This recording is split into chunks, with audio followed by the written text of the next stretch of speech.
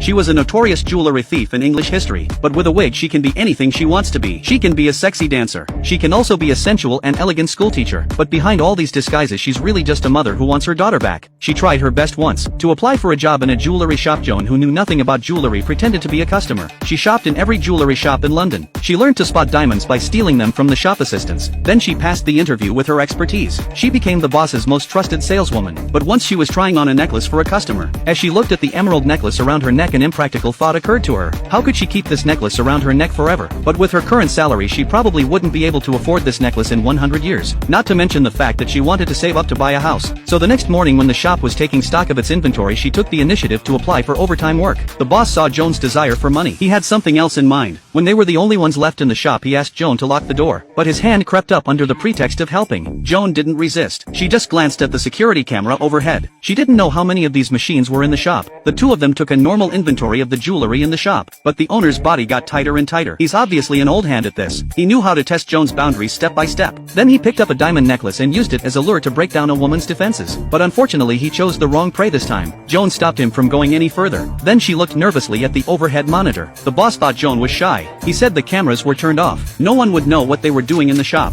Joan had to fight back her nausea and said in a very flirtatious tone, "I'm going to freshen up." Joan was really just trying to protect herself at first. But when she passed by the safe in the warehouse she accidentally saw the shiny piece. No woman could resist the temptation. It's not easy to get rid of gems that are too valuable. Joan picked up a diamond and hid it in her mouth. Anyway, there was no difference between hiding one diamond and hiding a bag of them. She hid the rest of the diamonds. Then Joan lied about seeing the painter outside. It would be bad for the shop if they saw her. The boss had to tell Joan that we'd take stock of the shop next week. The boss had taken Joan under his wing. But if Joan had put a pen to paper on the inventory, it would have been hard for anyone to notice that a bag of diamonds was missing. This was Joan's first job before she became a jewelry thief. At the time her aim was simple. She wanted to make money and give her daughter a home. In England, if a parent is unable to raise a child, the child is placed in a foster home by the welfare department until the parents prove they can raise the child. And the basic requirement is a place to live.